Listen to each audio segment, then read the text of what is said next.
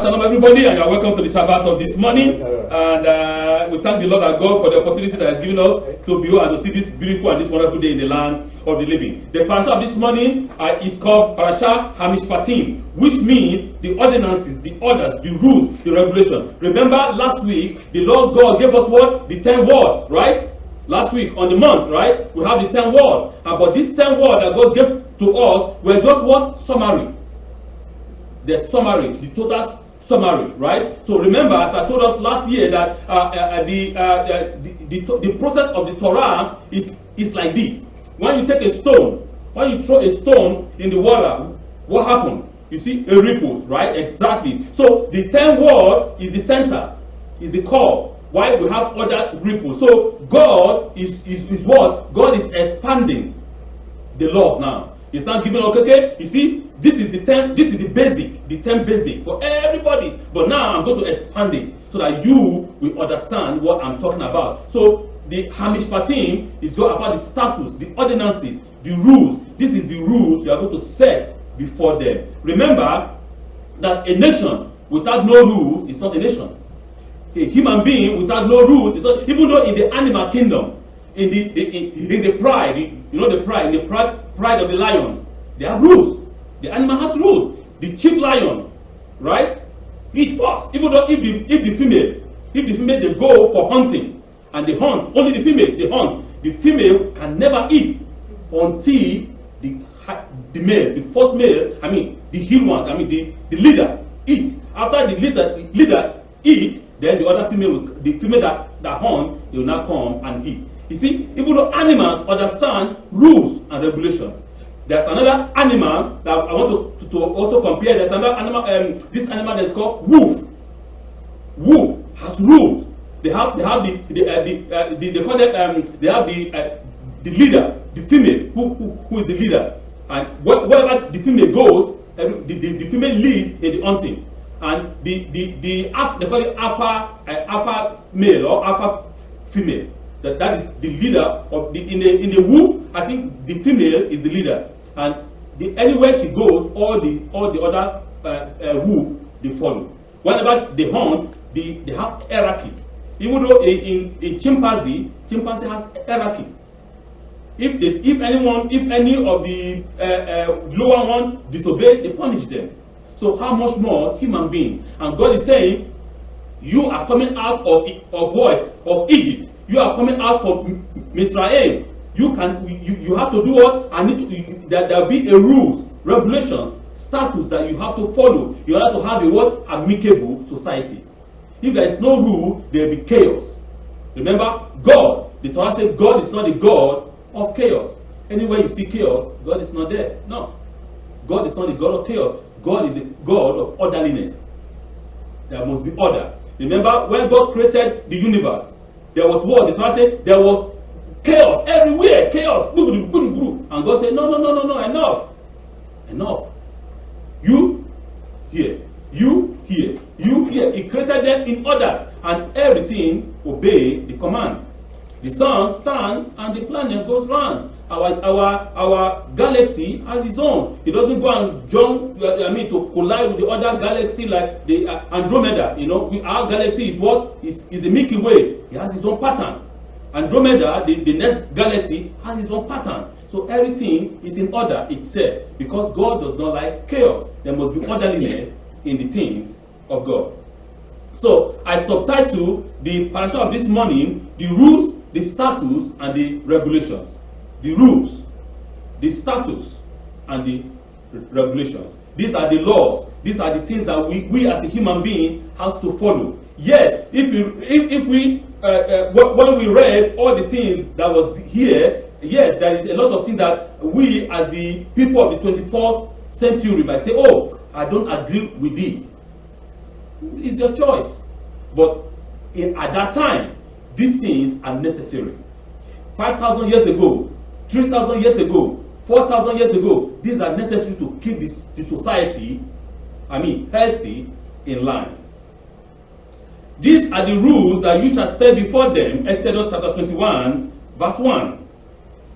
There is a professor that's called Professor Nahum Sarna at Brandeis, he wrote in a book, Exploring Exodus, that was published about 10 years ago as a follow-up to his book, Understanding Genesis, which contained an excellent review of the ancient Near Eastern laws and their development as they relate to the Holy Book, to the book of the covenant, to the Torah. Remember, as I always tell us, the laws does not just come out from nowhere, voila. No.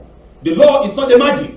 It didn't just come out from nowhere, voila, and say, okay, this is the law. No, remember that this law has the word roots from all the way back to Mesopotamia. The laws that we have in the Torah, the law of the Torah has its roots all the way back to Mesopotamia. That is the first civilization. So it has a long root, and even though most of the rules and the regulations that we find in the Torah, we also find them in another book that they call the Ma'at Law. That is the book of Egypt. So we have a lot. We have the Ma'at Law is 44 commands, but the Torah is 10. Among all the laws in the Torah, we find that most of them, 99% of them, in the Ma'at Law. The only thing that is not in the Ma'at Law is respect your father and your mother, and the second one is what? Is Shabbat. In the Ma'at Law, we don't have that. But the other ones, we have them in the Ma'at Law. So this gives us the understanding that, yes, God, in His wisdom, has given our people, God has given everybody, every generation, every human being, knowledge and understanding about the laws. Okay, 500 years ago, let me say 700 years ago, 1,000 years ago, are you telling me that the Indians that live in North America, they don't have their rules? They have their rules. The people that live in the jungle of Africa, they have their rules. The people that live in the jungle of South America, they have their rules. Everybody has their rules. They know that to kill is not good. Every human being, you don't need the Torah to tell you that to kill is not good. You know that in your head, because it is written in the DNA of a man that don't kill your fellow. You don't need any book to tell you that to steal is not good. Even your conscience tells you, without even knowing the Torah, that to steal another person's property is not right. So you know that this is immoral. You know that within yourself. So this is why I'm saying that you don't need the Torah to tell you that. Those are the elementary things that God has written in the DNA of a man. That God has tell us one by one individually that do not do this, because this is going to bring chaos in the society. And for you as a human being to live a holy life, to live a life of peace, to have a neighbor and a neighbor living in peace, these are the regulations, these are the rules, these are the statutes that you have to follow. And remember, God is making Israel coming closer unto Him. God lifted up Israel last week, right? And He brought them to the mountain. And God descended upon them, and the glory of God covered them all. So now, Israel is a different, I would say, Israel is a different being now. The soul of the people are now uplifted. The soul of the people is no longer the soul of ordinary human being. That is what I'm trying to say. That ordinary people has their own lesser law. But now, because Israel is now on this high status between the relationship of God with Israel, Israel is very up high in the spiritual standard. And God is giving Israel a very special rules. In our laws, so we have 640 laws. It's a lot of laws, that rules and regulations that God has given to the Hebrew people. Why? Because they are very close to God. They say, there is a saying that to whom much is given, much is expected. What Israel will do, and God will punish them. Maybe somebody in some people in some tribe in Argentina, or some tribe in Congo will do that, and God will not be offended, because they don't know the rules. But Israel know the rules. If Israel do the same thing like them, they get punished, because their level is different levels, right? Israel is up here, and the rest are down here. So God have pity more on these people than on this, because you know much, because God has given you more enlightenment. You've seen a lot of light. So why are you behaving like this? It's like my daughter who's 2 years old, she behaved one way. I said, okay, don't worry, because they complain at home, right? My son will say, hey Papa, why you don't touch Sarah? I say, Sarah's a baby. It's a baby, but you are 8 years old. You cannot behave like a 2 years old. It's a different relationship, right? So if you are behaving like a 2 years old, then you have a problem.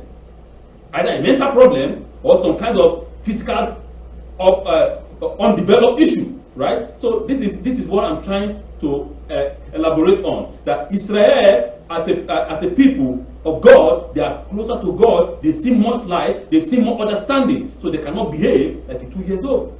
Those ones, they can behave like 2 years old, and God will forgive. But for Israel, God will punish them because they should know more. They should know better. So, what is unique about Mishpatim is the commonly of the secular laws with Devarim, the ethical, moral, and religious precepts that cannot be legislated by man or enforced by court. It is probably stating the obvious, but our Torah does not separate secular and religious aspects of the law, but rather attributes all to divine will as an integrated whole. As what I'm saying is that in the law of Ha-Mishpatim, God is not separating it like we want to separate it. God is giving us this law as a holistic, as whole. Not okay. You know what? You can only obey this and this and this and this. You can keep it. Maybe you obey it later on. And this and this and this you do, and this you should not do. No, everything is holistic. Everything that God's given us is what is holistic. Just like the body of a man, right? The body of a man is holistic. We have 2 eyes. If you remove the 2 eyes, then the body is not complete. If you say, okay, you know what? I have 2 hands. I will leave the 2 eyes and remove 1 hand. The body is not complete. Or you remove 1 leg. Yes, you can still walk, but you're going to walk with difficulty, right? So there are all these issues that we have to understand that the laws that God has given us is all holistic. They lead from one to another, because the tentacle is like I don't know how can I like a spider web. You know a spider web. You see we have the spider web is go different. It's a round, right. So if you cut one, you are not disbalancing the balance of that web. The same thing here. So you cannot say, I will, you know what? I will obey God. I love God, but I'm going to disobey my mama. My mama is not God. I can disobey my mama, or I can disobey my papa. They are not God. They're human beings like me, but I'm going to respect God. It won't work, because if you say you love God and you do not see, and you do not love your papa and your mama that you see, then you have a problem. That is called a fake love. It's not a true love, because you have to love the person that you see, then you can love the one that you don't see. If you love the one that you don't see, and you say you hate the one that you see, then you have a problem. So the law is holistic. That is my point. Everything has to be obeyed, and we have to do what has to be to subject ourselves to the rules and to the regulation and the statutes that God has given us. It is also clear that the narrative weaving together with the laws and commands is unique to Judaism, as it is the divine nature of the covenant and the process of oral revelation, followed by the written confirmation, followed by the rereading of the written version. Remember that God, when God sealed the word in this week, in today's Parshat, when God sealed the covenant with the children of Israel, He did what? This covenant was sealed not by water. This covenant was sealed not by any other means, but by what? By blood. The Torah said that, and Moshe took the blood of the calf, of the bull that they killed, and he took half and threw it on the base, and also half he sprinkled upon the people, saying that this covenant is eternal. This covenant cannot be broken. we all are said all the things that the Lord has said, or we will do, he said. That was our response to Moshe Rabbeinu. All what God has commanded, everything we are going to obey. There is no single one that we are not going to obey. We will obey everything. So now, you as the descendant of Abraham, Isaac, and Jacob, in faith, cannot come and say, you know what, the Torah is 5,000 years ago. It's old. I'm not going to obey. We have a new law. You know, this is the law I'm going to obey. The law they call the law of love. You know, this is the law of love and the law of grace. You know, the Torah is old. We don't obey that. But the law of grace and love, you know, the law of hallelujahs, I call it. That is what I'm going to obey. And that is the word they preach to everybody. And that is a kind of deceit, the kind of satanic or negative preaching that they preach to the people, telling you don't have to be responsible, right? No, don't be responsible. You have to do what? You just come to church and say, oh, somebody died for my sin, and that is it, and I'm okay. But remember that it's always responsibility. That's what God is talking here. And if you read everything in today's Parshat, talks about responsibility. If a man make a hole and the animal of your neighbor fall into it, you are guilty, because you make the hole without covering it. You make the hole without making a sign. Please do not pass, because there is a hole here. It's talk about all responsibility. You cannot come and say, okay, this is my enemy, right? I'm going to do what? I'm going to kill him. You plan a murder. You say, okay, I'm going to that. You say, I don't know. No, this is a murder. But if somebody come into your house, if a criminal come into your house, if a thief come into your house to come and attack you, you have the right for self-defense. You defend yourself. But you cannot plan all the steps. Yeah, let me go and kill. That is murder. There's a difference between self-defense and murder. So the people that say, God said thou shalt not kill, that is not what the Torah is talking about. The Torah said thou shalt not murder. Murder is different from kill. If somebody wants to come and kill you in your house, you defend yourself. Okay? You need to understand what the Torah is talking about. If a stranger comes to come and invade your country, invade your town, invade your city, and turn your wife into a slave, and rape your children, and do what? And turn your land into a no man's land, all the men has the responsibility to stand up and fight and defend their wife, their parents, their children, and their home. You have to defend it. So that's what I'm saying. And by defending it, you do what? You kill.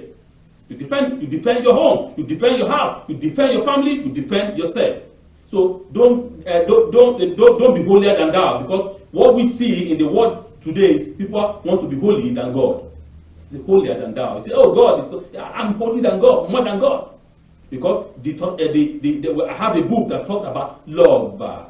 You know, everything is all about love. And even though I've seen that a week ago, there's a religion, I don't want to mention their name, there's a religion back in Europe, in England, now that said now we're sorry, you know, we'll be preaching the wrong thing for thousands of years.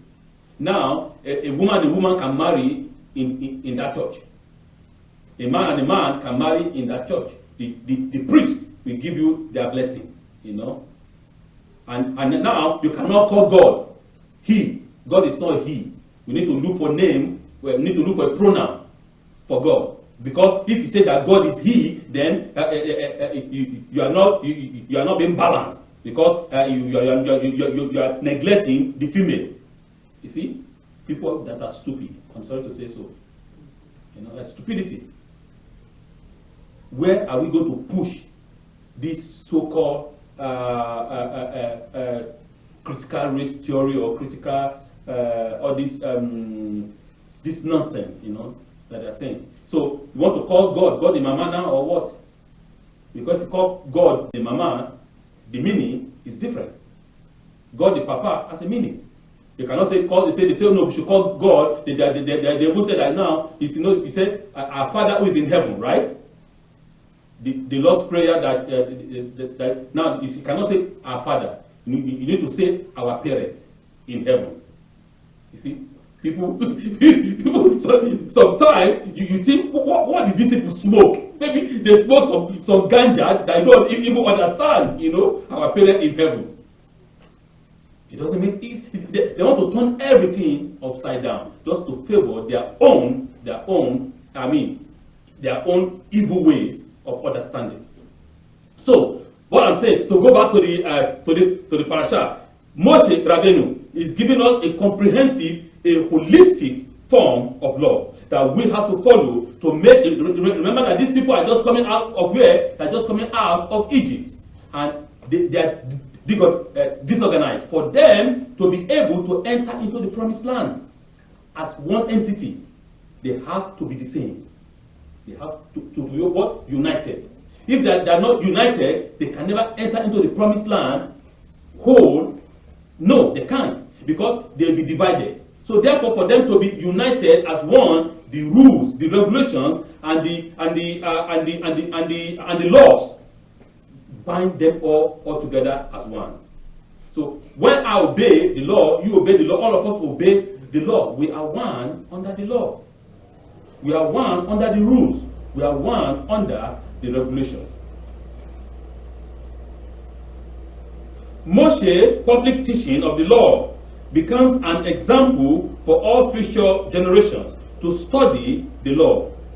The Torah also displayed many distinctive legal differences in terms of language, the nature of punishment versus revenge, as seen in an eye for an eye, the sacredness of human life, protection of the downtrodden, and the treatment of slave and stranger. This is what we are going to discuss about when we are having our own Shabbat downstairs. Because you can say, okay, why didn't God eradicate slavery?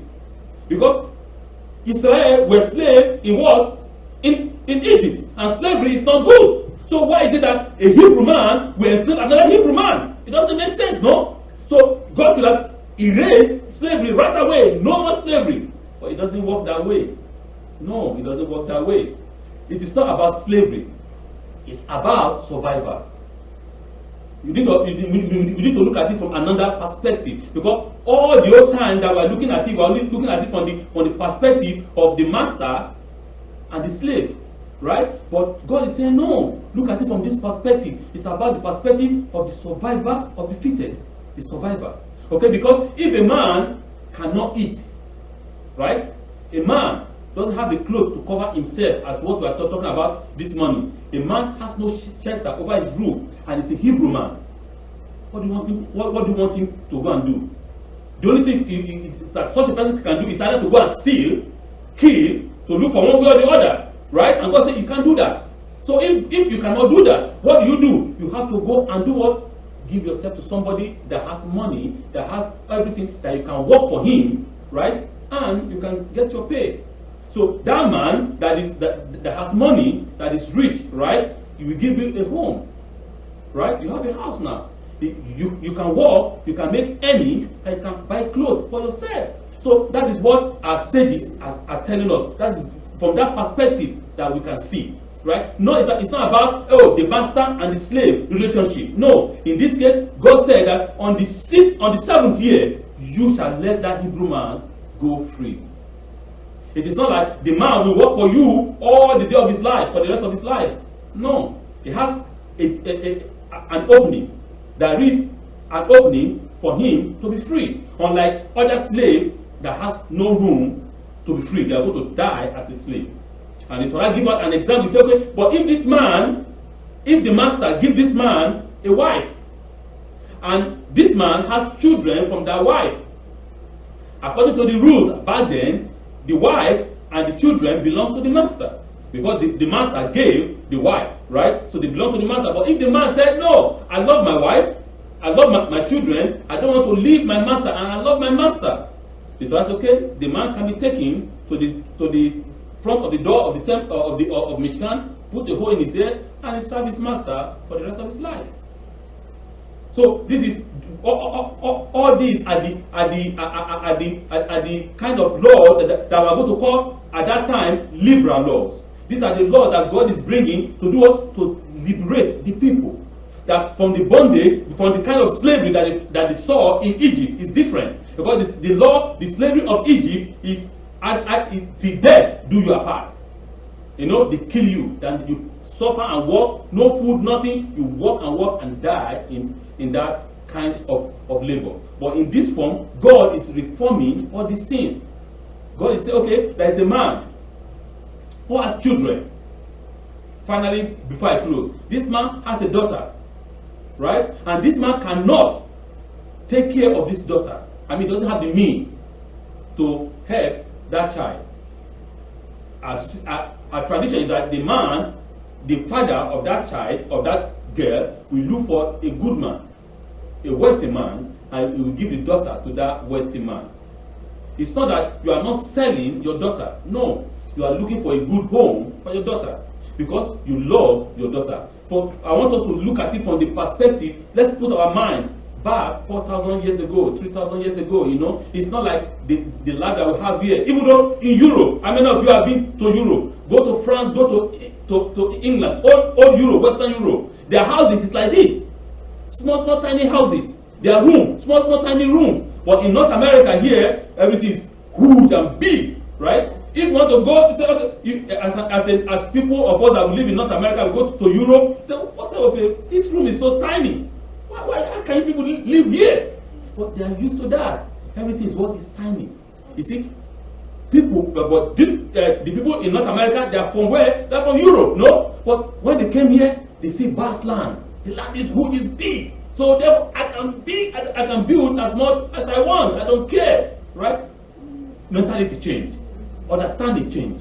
So the same thing here. This man has no money, he cannot feed, he cannot allow his daughter to die of hunger, right? He said, okay, I'll look for a good man, a rich man. Okay, go and live here. And if the man finds the girl beautiful, he can marry the girl and take care of the girl. It's not that you are selling her, but you are trying to keep her alive.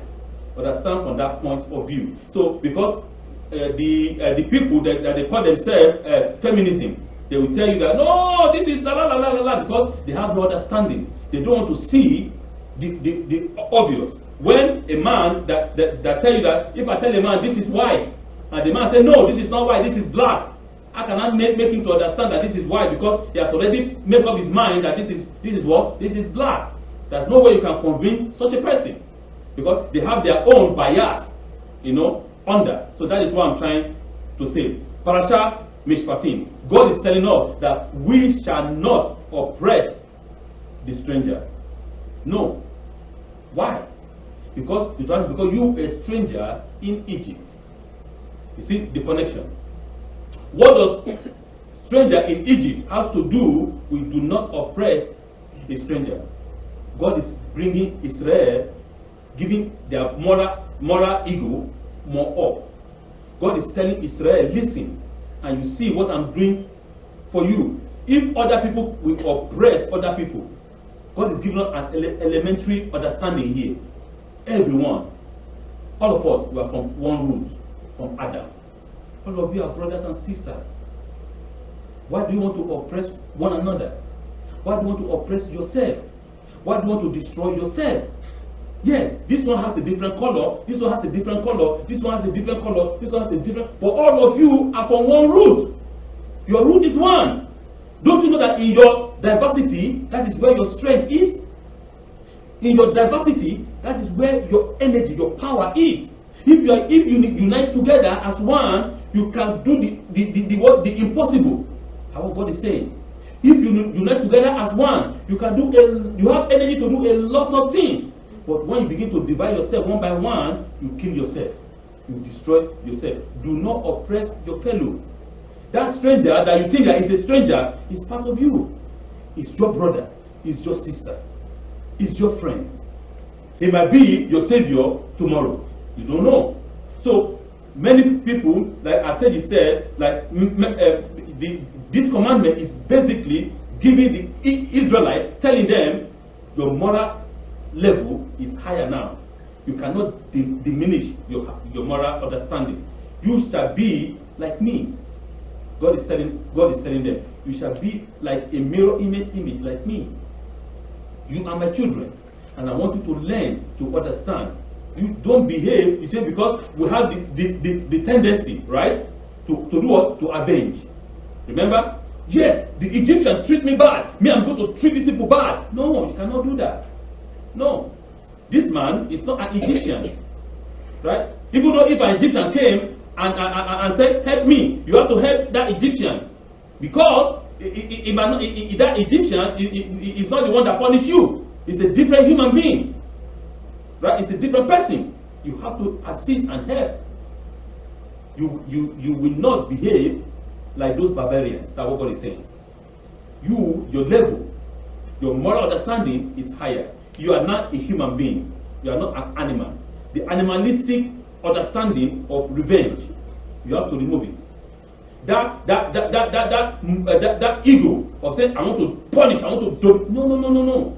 Take it aside. Be calm. I'm your God. I'm with you. I'm going to do what? To keep you. Just be calm. Take it easy. Right? We have to do what? To associate with others the way we want people to associate with us. So that is what entirely what the Parshat is talking about. Parshat Mishpatim. The rules, the status, and the regulation. This regulation is holistic. Is one. And we cannot say, I want to separate this, I don't want to obey this, I don't want to obey that, and this is one I'm going to obey. No, everything is holistic, and we have to keep them up. Remember, as I said, God is expanding now on those 10 words that God has given us. It's expansion, and next week, by the grace of God, we're going to see more expansion. God will be expanding it more and more for us to, as we grow up in this journey, as we continue in the path of life to the tree of life, into the garden of Eden. God will be expanding more and more and more, and teaching us on how to behave, on how to act, on how to do what to treat one another. Parshat Ha-Mishpatim. Shabbat Shalom.